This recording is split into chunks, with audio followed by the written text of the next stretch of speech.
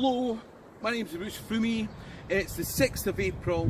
I'm standing in front of Arbroath Abbey, and welcome to today's episode of This Day in Scottish History. Now, if you're asking, why am I standing in front of Arbroath Abbey on the 6th of April, then you should be ashamed of yourself. This is our Independence Day. I remember when I was much younger, I suppose I was a teenager, and I was walking along Scott Street in Perth, and the guy who was walking in front of me had a t-shirt on, and on the back it said, "For as long as but 100 of us remain alive, never will we, in any conditions, be brought under English domination. It is in truth not for glory, nor riches, nor honours that we're fighting, but for freedom, for that alone which no honest man gives up, but with life itself." And I thought, he's got a bee in his bonnet, hasn't he? But go on yourself, mate.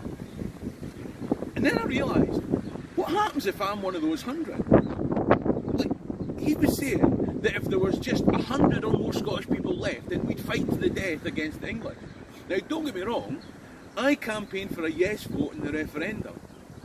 But if there were only 100 of you left and you were surrounded by the English, I think I'd be tempted to stab a Dundonian and then surrender. Surely 99 is the get-out clause. What I didn't realise at the time is that that quote was possibly the most famous quote from what was our Declaration of Independence, sealed on this day in Scottish history. Well, and several others, like not everyone was available for the signing ceremony. It was a bit like, do you remember that time when Gordon Brown was Prime Minister and all the EU leaders signed a treaty and he didn't go until later in the day and signed it all on his own because he didn't want to look too keen just in case Jacob Rees-Mogg saw him? Do you remember when Jacob Rees-Mogg used to be called Water Softy and Dennis the Menace used to beat him up in the Beano? Changed days, eh? Anyway, if you've been watching these clips, you'll know that Edward I of England invaded Scotland in 1296. Now, I'm not going to go on about William Wallace because you've probably seen the documentary Braveheart. If you've not, then watch it. It's a good film, although not entirely a documentary, to be fair. Anyway, basically, we played England home and away, mainly home, and they did rack up quite a score against us. And then Robert the Bruce killed a guy in a church. The Pope wasn't happy with this killing a guy in a church thing, and he excommunicated Robert the Bruce. Robert the Bruce declared himself King of Scots, but he lost a series of battles to the English occupiers until he was really downhearted, thinking that there was no way forward, that he had no chance. And then he met a talking spider who had a motivational speaking business that he ran from a remote cave in the West Highlands. And he was able to work from home because most of his business was web-based. Shut it. With a bit of coaching from the spider and some help from some Irish troops, Robert the Bruce managed to gradually win back control of Scotland and eventually defeated Edward II at the Battle of Bannockburn. The problem was that the Pope was still a bit miffed about that whole murder in the church thing. And so he still backed the English as having control over Scotland. And then, on the 6th of April, 1320, came the Declaration of Arbroath. 3 smokies for a fiver. That's a cracking deal. If you heard about a deal like that, you'd write to the Pope about it, wouldn't you? The Declaration of Arbroath was essentially a letter to Pope John the 22nd, justifying why Scotland had the right to exist as an independent nation, and also why Robert the Bruce should be relieved of his excommunication. It said that if the King of Scots, Robert the Bruce, didn't stand up to the English, we'd find some other king to take his place.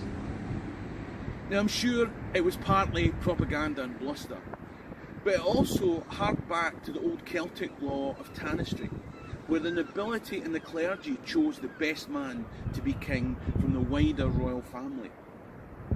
It was also a way to tell the Pope that this is our guy. So you might as well just lift the murder on holy ground excommunication thing if you want our support in your crusades. The Declaration was written here in Arbroath Abbey by Bernard Kilwinning, the Abbot of Arbroath, and it was signed by 51 magnates and nobles, and it worked. Pope John the 22nd agreed that Scotland should be an independent country. A few years later, he changed his mind and said that Edward III should be his feudal superior. I guess when it came to Scottish independence, it's fair to say that Pope John the 22nd was undecided.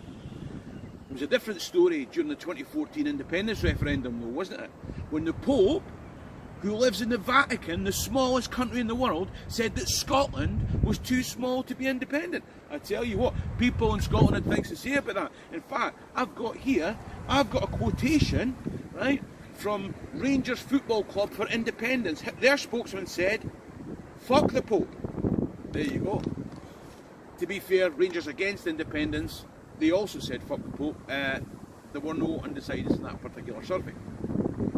Who knows what the future will hold, but the first declaration of Scottish independence was on this day in Scottish history, right here. I hope you enjoyed the clip. If you did, please like and share the clip as widely as possible. Like and share the Facebook page, Scotland History Tours. Better still, subscribe to my YouTube channel, Scotland History Tours. I'm in Dochas Goombe, Lama Live. Cheery and Drasta.